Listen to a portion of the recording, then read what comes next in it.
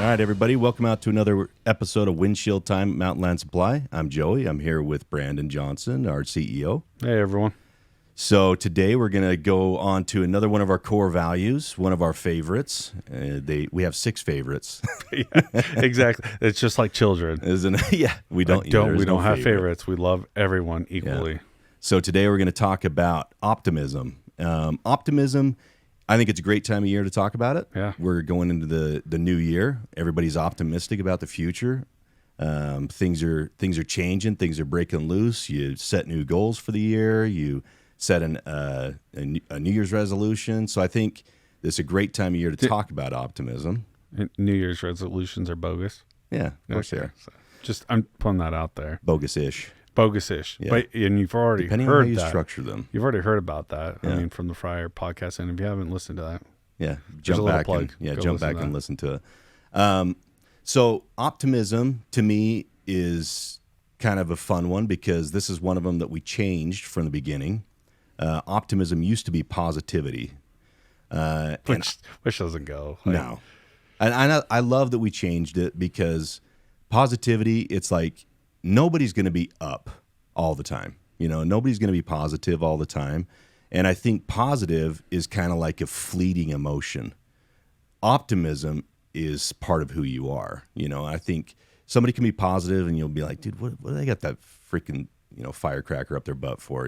They need to turn it down. If they're positive all the time, we probably need to pee test them, just see what's going on. These are new ones that I've heard from Joey. So I just need I'm smiling and laughing just a hair. Joeyisms. Joeyism. I need to be writing these down in my long list of Joeyisms that I have on my phone. Yeah, well, so a firecracker up the butt. Yeah, you worry about those type of people who are like just on fire all the time.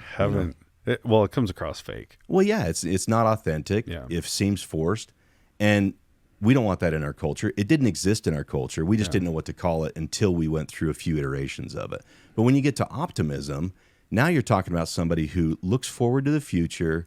They want to bring other people into it. They make other people around them feel really good about life in general, their place in this company, their place in life. And that's really who we have here that are the best people. They just draw people toward them because you can feel it. It's like, man, I just like being around that person. They make me feel good. I think it's characteristic of the person instead of an emotion. Yeah, for sure. If that makes sense. Yeah. It's longer lasting. That's how it comes across. Yeah. And that's really, by the way, when we talk about the changing of the core values, let's be honest, who changed them? This might have been Joey. Because you're talking to a finance guy that's like positivity, optimism, they all seem the same to me. But, well, I presented an argument and you agreed with it. Oh, no, totally. And it makes sense. And then we all changed them. And we got them engraved on a coin. Yeah, and we're several times, so we can't change them. I got a tattoo. I can't show you. It's got to be safe for work stuff. Oh,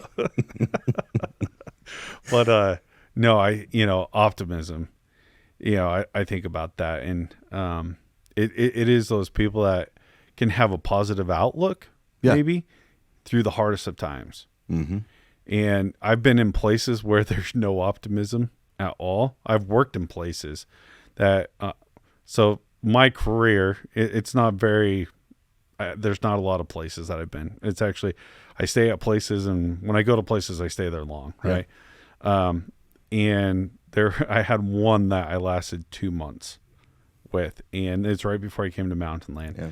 And I was thinking about going back into public accounting. And by the way, that means that it's pretty bad if I was looking at going into public accounting. Because I'm going to tell you right now, public accounting was not my cup of tea. Yeah. I loved it at the beginning, but it ended up just kind of being strenuous. And it wasn't really good. Anyways. Living your life in 7-minute increments or 6-minute increments. 6 minutes. Yeah. Billing out 6 minutes. that was not me. Yeah. I couldn't do it. Anyways. But this little stint, I remember going into this place, and I won't name it, but man, it just was dark. Yeah. They had lights, but it was the feeling, it was heavy, it was dark, and people were always complaining. They were never happy, never positive, no optimism whatsoever. And honestly, that took a toll on me, and it took a toll on I felt like my soul. And it because of the effect that it had on me when I would go home, then it had an effect on my family too. And my wife even picked up after, a few weeks. She's like, what is going on with you? Instead of being nice and outgoing and positive and optimistic, it was this kind of just ho-hum. Yep, I don't want to do this. Yep. I'm tired. And it really was because they didn't have that optimism. The people there didn't have it. And all they did was complain. Yeah. And it takes a toll. And so optimism, when I came to Mountainland, and I can tell you right now, Joey, you and I know together we've been through some pretty dang hard things. Mm-hmm. And what I really, really love about our relationship, about our executive team is it's almost, I don't want to say it's a swagger. I think it really is. It's optimism. It's this characteristic. But when we get, these things get put in front of us, I always look at those and I always had my very first thought is, we'll get through this. Oh, yeah. Yep. We can do this. And you know what? We got the right people. We're at the right company. We're doing the right things. We're going to get through this. Yeah. We've done it before. We'll do it again. Yeah. And for me, that's, I think, kind of one of the characteristics that I've seen of that's what optimism is, it's not easy. Yeah. It's not fun sometimes, but we're going to get through it and we're going to do it well.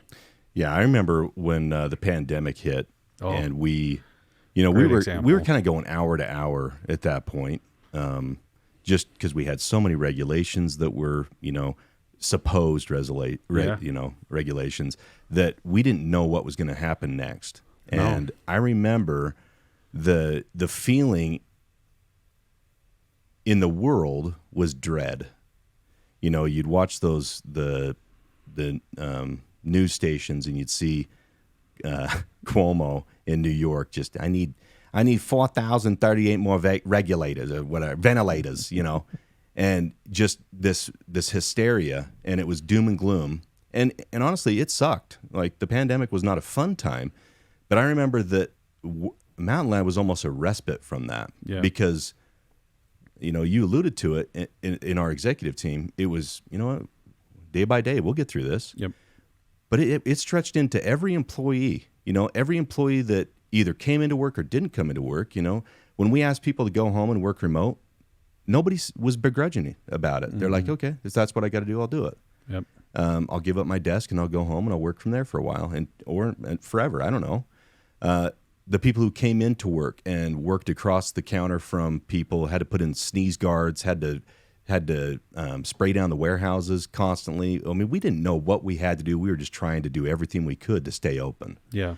And our people just adjusted so quickly and didn't complain. And I think so much of that has to do with the optimistic outlook that they all have.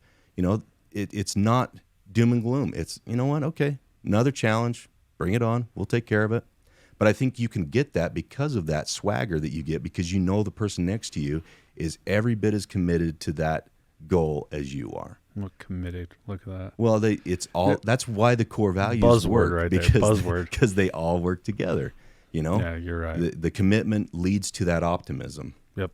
And I think it's a beautiful thing. I seriously looked forward to talking to people every day at work because it wasn't doom and gloom. Yep. It was kind of like a sanctuary from the madness.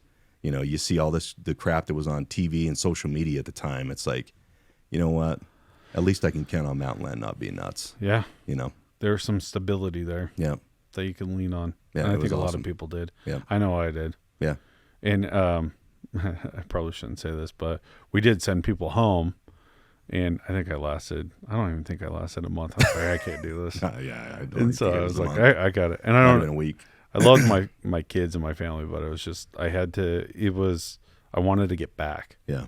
I wanted to come here. I wanted to see the people. I wanted, our employees. I wanted to make sure that they were taken care of and that they were okay. And that's a great example of optimism. That was a hard one. Well, I think we all crave it. And if you remember, people might not know this, but that was right at the very beginning of our executive team. The new iteration of it.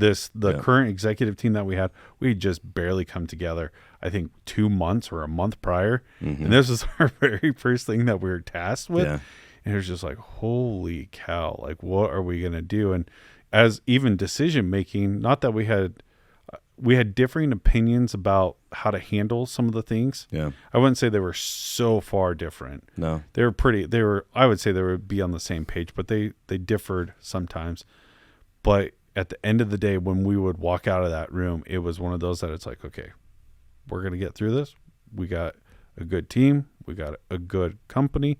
We've been through, in my opinion, at the time, we didn't know what this really was. But I was thinking we've been through worse. Yeah. And we've pulled it out. We can do hard things. And we're okay with that. And it makes us better. Yeah. And our employees are phenomenal. And they're going to be able to, if we work with them, they're going to be able to get through this. And anyways, it was, that's probably one of the best examples, I would say, the most recent of optimism that we've had for our company. Yeah. Because you had to be optimistic. And if you think about that, if you're pessimistic about it and the whole doom and gloom and everything's going to burn and, we're all going to die, I don't think our company would have survived. No. It couldn't have. Yeah, your mindset really laid out what your plan was going to be. Yeah. And I think that optimism flowed through our company to the point, we kind of, our customers even felt it. We gained a ton of new customers from that because other competition out there it was the doom and gloom. Yep. And they were shutting things down and they're like, we don't want to talk to you. We don't want to see you. You're going to infect us all. And we kind of took a different stance of saying, hey, we want to be careful and cautious through that process, but we don't want to push anything on anyone. Right. And we were optimistic that we knew that we could get through this with everybody. And we did. Yeah. So that's optimism. Wow. So with that, we will send you guys on your way. We appreciate you guys spending a little windshield time with us and coming along for the ride. Yep. Thanks, everyone. See you on the next trip.